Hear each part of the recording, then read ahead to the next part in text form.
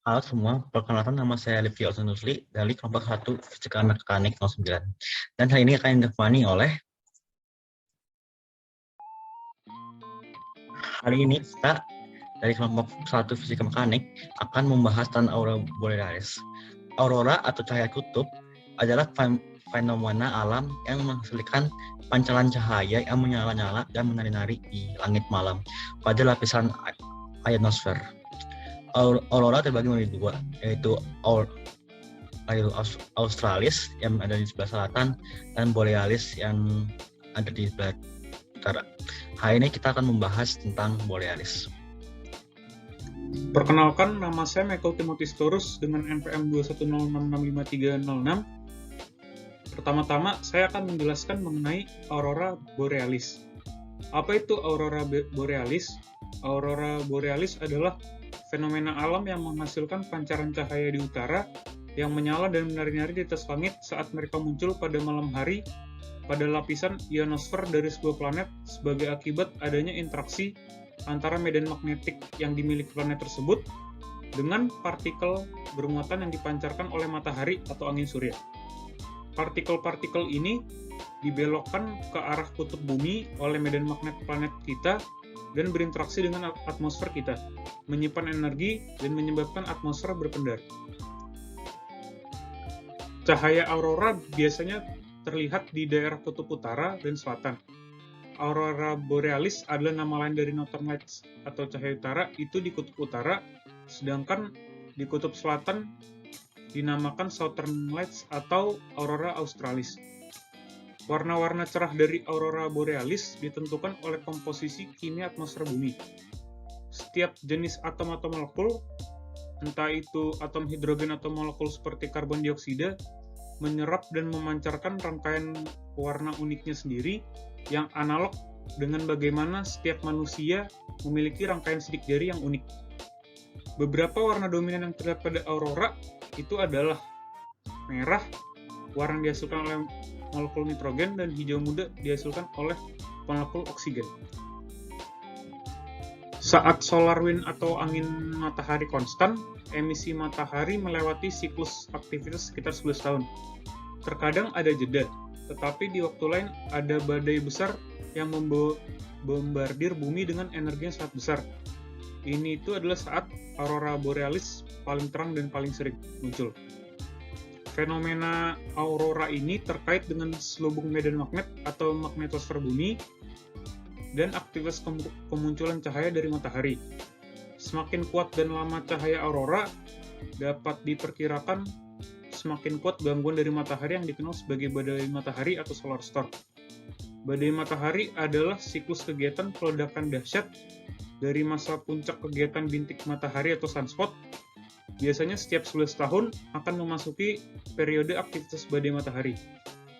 Sedangkan gangguannya yang terjadi pada medan magnet bumi dinamakan badai magnet atau magnetic storm. Perubahan medan magnet yang mendadak tersebut menyebabkan partikel bermuatan yang ada di atmosfer meningkat atau berubah arah, misalnya di lapisan ionosfer.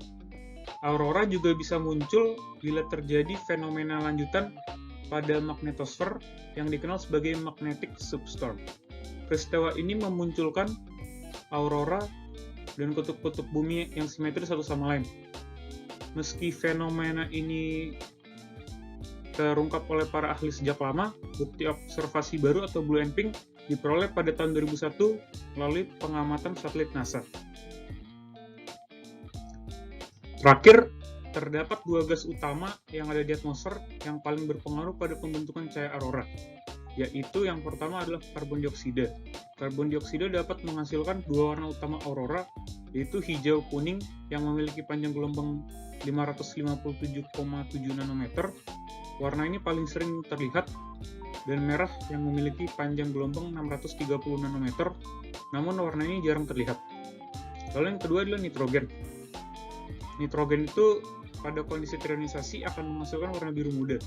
Pada keadaan netral, molekul nitrogen menghasilkan warna merah keunguan. Selanjutnya akan dilanjutkan oleh teman saya. Terima kasih.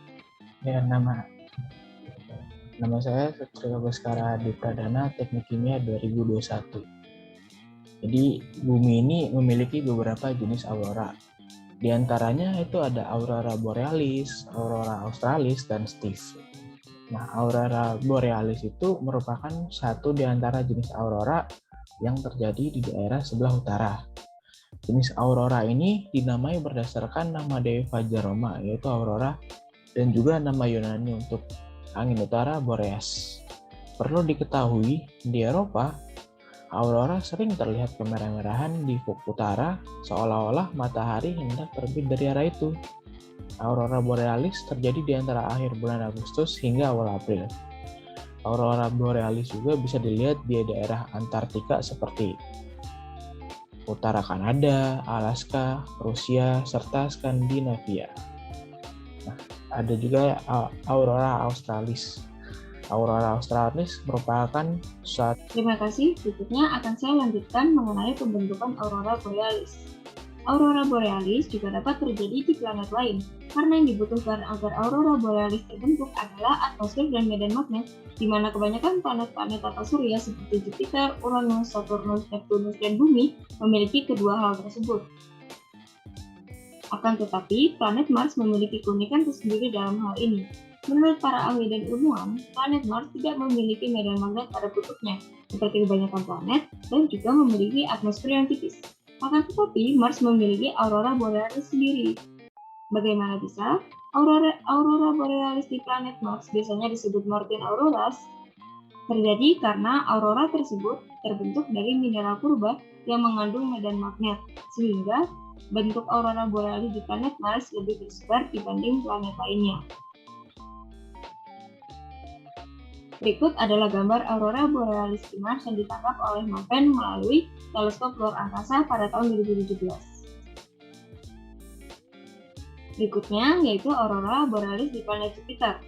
Aurora borealis di planet Jupiter terlihat lebih terang dibandingkan yang kita lihat di Bumi karena planet Jupiter memiliki medan magnet 20.000 kali lebih kuat dari Bumi.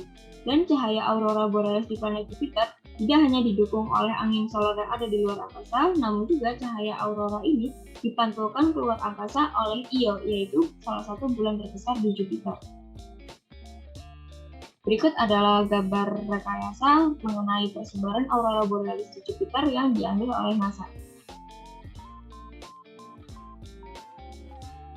Perkiraan di masa depan, beberapa ilmuwan juga memperkirakan bahwa aurora borealis yang kita tahu selama ini itu umum ditemui di planet-planet di luar sistem solar, namun hal tersebut sulit dilihat karena jaraknya yang jauh dari matahari dan jaraknya yang jauh dari bumi, dan cukup sulit dilihat menggunakan teleskop di luar angkasa. Terima kasih atas perhatiannya. Mohon maaf apabila ada kesalahan kata dan kesalahan di ucapan. Terima kasih atas perhatiannya. Wassalamualaikum warahmatullahi wabarakatuh. Baik, selanjutnya akan saya lanjutkan, yaitu di mana dan kapan kita dapat melihat aurora borealis. Untuk di mana, menurut Observatorium Geofisika di Norwegia, tempat terbaik untuk melihat cahaya utara atau aurora, yaitu berada di zona aurora, yaitu berada daerah yang berjarak sekitar 1,550 mil atau 2,500 km dari kutub utara. Disitulah aurora paling sering terjadi. Meskipun fenomena ini bisa merayap jauh ke selatan selama badai matahari yang sangat kuat. Selanjutnya, apakah itu zona aurora? Yaitu yang terbaik berada jauh dari lampu-lampu kota yang mungkin bisa memaksimalkan visibilitas kita dalam melihat aurora borealis. Nah, untuk di wilayah utara, jauh lebih rendah mengalami matahari di tengah malam atau di 24 jam siang di musim panas.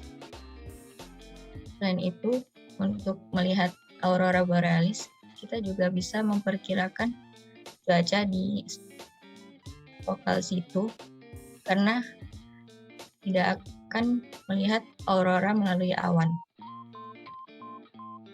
Dan itu wilayah yang bisa melihat aurora borealis dengan baik yaitu berada di Fairbanks, Alaska, Yellowknife, Kanada, Svalbard, Norway, Abisko National Park di Swedia, Rovaniemi yang berada di Finlandia, dan juga wilayah yang berada di Islandia. Selanjutnya, yaitu waktu terbaik untuk melihat aurora borealis yaitu antara bulan September dan April ketika langit cukup gelap untuk melihat aurora borealis. Dan aurora borealis biasanya terjadi antara pukul 9 malam dan 3 pagi, menurut Institut Geofisika dari University of Alaska Fairbanks. Nah, untuk mempertimbangkan dan untuk melihat fase bulan, kita dapat melihatnya dengan mempertimbangkan seperti bulan purnama yang terang mungkin mengisi langit malam dengan cahaya. Ini selanjutnya bisa dilanjutkan oleh teman saya.